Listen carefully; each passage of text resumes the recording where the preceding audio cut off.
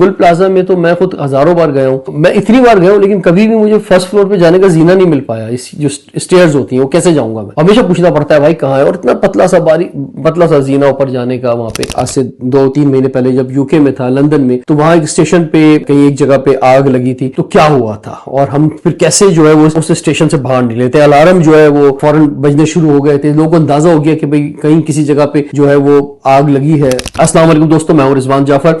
आपके सामने एक बड़ा सानिया कराची का गुल प्लाजा मौजूद है। सबसे पहले तो लवाहिकीन के साथ बहुत बहुत इजहार हमदर्दी, और इसके अलावा हम कर क्या सकते हैं। ये सानिया क्यों हुआ, सवाल ये है। और मेरी वीडियो भी आज इस हवाले से है कि इसका जिम्मेदार कौन है। आप सब जो है वो सिंध गवर्नमेंट को, मेजॉरिटी सिंध गवर्नमेंट को जो है वो जिम्मेदार करार दे रही है कि 17-18 साल की गवर्नमेंट, और इस वक्त तो यानी लोकल गवर्नमेंट भी उनके पास है और फिर उसके बाद मेयर भी उनका है और सूबाई हुकूमत भी उनके पास है, तो वही जिम्मेदार है। ऑफकोर्स वो जिम्मेदार है, लेकिन उसके अलावा और भी कुछ चीजों को देखना होगा। वैसे कौम हमें अपनी चीजों को चेक करना होगा। सबसे पहले तो कोई भी बिल्डिंग जब बनती है, अच्छा मैं इससे पहले एक और बात कहूंगा आपसे कि ये कोई पहला वाकया नहीं है, और मेरी तो दुआ है कि आखिरी वाकया हो, लेकिन ये पहला वाकया नहीं है। मुसलसल हम देख रहे हैं कि कराची में हर थोड़े अरसे बाद किसी एक प्लाजा के अंदर, शॉपिंग मॉल के अंदर जो इस तरह के वाकयात होते हैं। बहुत ही कीमती जानों का और जानी और माली दोनों नुकसान होते हैं, लेकिन फिर भी हम सुधरते नहीं है। क्या वजह है कि हमारी जो बिल्डिंग्स हैं उनमें आग लगती है और इतना बड़ा नुकसान हो जाता है। वजह यह है कि सिर्फ बिल्डिंगों की बात नहीं है, ये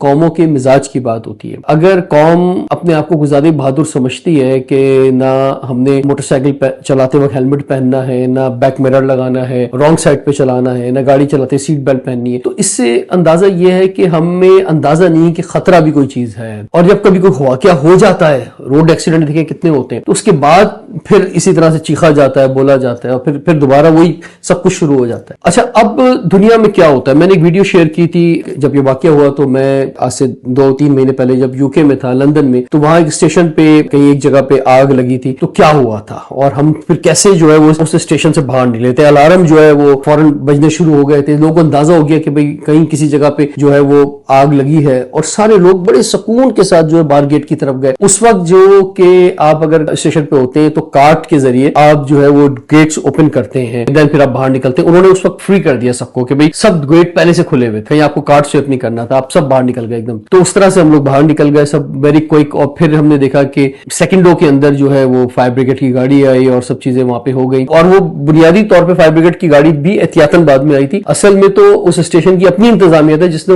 उसी वक्त ही उस आग को बुझा दिया था। बात यह है कि असल चीज यही है कि उस वहां की जो लोकल इंतजामिया वो क्या कर रही है, उसने जो है वो क्या एक्शन लिए हैं। उससे पहले भी एक और मरहला कि बिल्डिंग बनती कैसे है, उसमें जो है वो उसकी परमिशन कौन देता है। जो खासतौर पर शॉपिंग मॉल या पब्लिक प्लेसेस बनती हैं उसमें सेफ्टी के क्या मेजरमेंट होते हैं। तो क्या ये कोई इतना मुश्किल साइंस नहीं है कि हमारे पास जो जितनी भी शॉपिंग मॉल्स हैं उनमें सेफ्टी के हवाले से जो है वो हमने कैसे इंतजामात किए हैं, उसमें जो एग्जिट है वो हमारा है या नहीं है। बात यह है कि जो बिल्डर्स हैं वो सिर्फ अपना पैसा देखते हैं। हर आदमी अपना खैर पैसा ही देख रहा है इस मुल्क के अंदर, किसी को किसी की जानों से परवाह नहीं है। कोई एक जो नक्शा होता है वो पास करवाया जाता है, वो कहां से पास होता है। यहां से जिम्मेदारी गवर्नमेंट की शुरू पहले दिन से हो जाती है कि जनाब क्या नक्शा जो पास हो रहा है, एक फाइल एक टेबल से दूसरी टेबल पे जो जा रही है, क्या वो रिश्वत की ही बुनियाद पे जा रही है। पैसे दो और आगे बढ़ते जाओ और बनाते जाओ जो उसका दिल चाहे जैसी बिल्डिंग बना दे। उसमें कितने कैसे एग्जिट होने चाहिए, इमरजेंसी एग्जिट कितने कुशादा होने चाहिए, और फिर उसके बाद वो वैसी बन भी रही है जैसा कि नक्शा पास हुआ या नहीं, ये भी कोई देखने वाला चेक करने वाला है या नहीं है। सरकारी निजाम जो है ये सारा आपको पता है कि इसमें बहुत ज्यादा करप्शन है,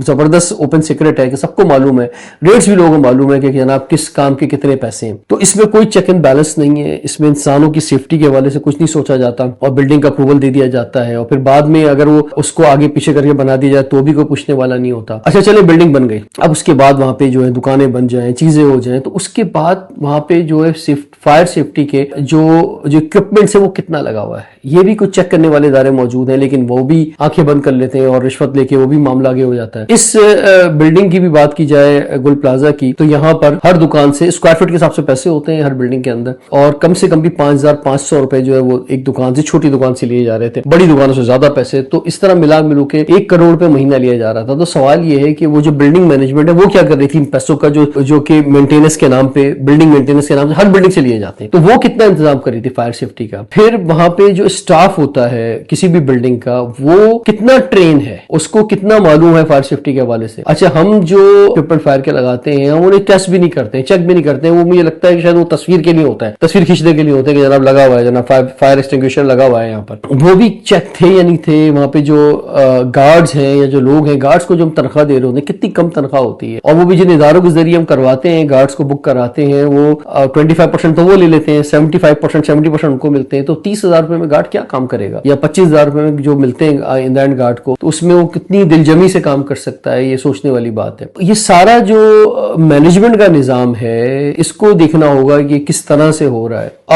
तो अगर मिसाल के तौर पे हर जो बिल्डिंग है उसकी मैनेजमेंट ठीक हो, वही असल चीज है। उस रास्ते खुले हों, इमरजेंसी एग्जिट्स हों, उसके अंदर ऐसी जगह हो कि फायर लगने की सूरत में लोग बाहर निकल सकें। अब गुल प्लाजा में तो मैं खुद हजारों बार गया हूं, मैं इतनी बार गया हूं, लेकिन कभी भी मुझे फर्स्ट फ्लोर पे जाने का जीना नहीं मिल पाया। इस जो स्टेयर्स होती हैं वो कैसे जाऊंगा मैं, हमेशा पूछना पड़ता है भाई कहाँ है, और इतना पतला सा जीना ऊपर जाने का वहां पे। और एक अभी कोई 3 महीने पहले की बात है, वहां मैंने एक साहब से बोला भी, मैंने कहा यार कोई इमरजेंसी हो जाए तो लोग कैसे निकलेंगे भाई। ये मैंने एक साहब से, दुकानदार से पूछा भी था वहां पे फर्स्ट फ्लोर पे, और वही हुआ, वो फर्स्ट फ्लोर के ही लोग ही फंसे सबसे ज्यादा, और सेकंड फ्लोर के लोग फंसे, क्योंकि वहां मिलता ही नहीं, वापसी का उतरने का रास्ता ही समझ में आता जो शॉपिंग करने भी जाए कहाँ है। माल पे माल वहां पे डला हुआ है और कोई पूछने वाला नहीं है कि किस तरह से इसको मैनेजमेंट है। तो सिर्फ ये गुल प्लाजा की बात नहीं है, बहुत सारे मॉल ऐसे ही हैं कराची के अंदर जो है। तो सबसे पहले तो बिल्डिंग है सबसे इंपॉर्टेंट बात, कि उसमें उसकी जिम्मेदार है, बिल्कुल सिंध गवर्नमेंट जिम्मेदार है, क्योंकि वो सारा जो ब्यूरोक्रेसी का निजाम है और जो सरकारी निजाम है, सियासी निजाम है, वो सब करप्शन करता है, और उसकी वजह से वो जो है ये बिल्डिंगें जो इसी तरह चलती रहती हैं और फिर कोई हादसा सामने आ जाता है। अगर ये सब चीजें उसी वक्त ही टेक केयर हो जाए तो कहीं आग लगती है,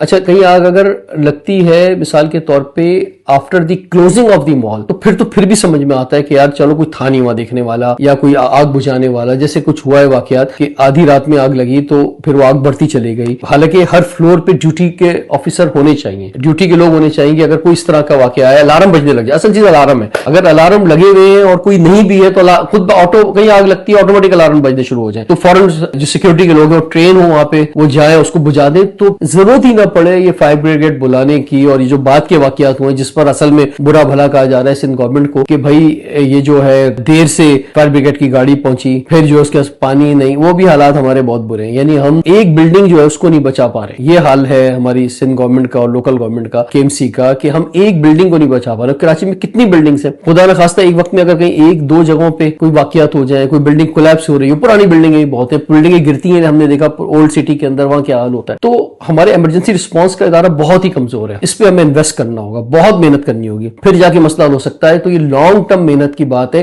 लेकिन इसका आगाज आज से ही करना होगा, आज से ही स्टार्ट लेना होगा तो चीजें ठीक हो सकेंगी। Thank you.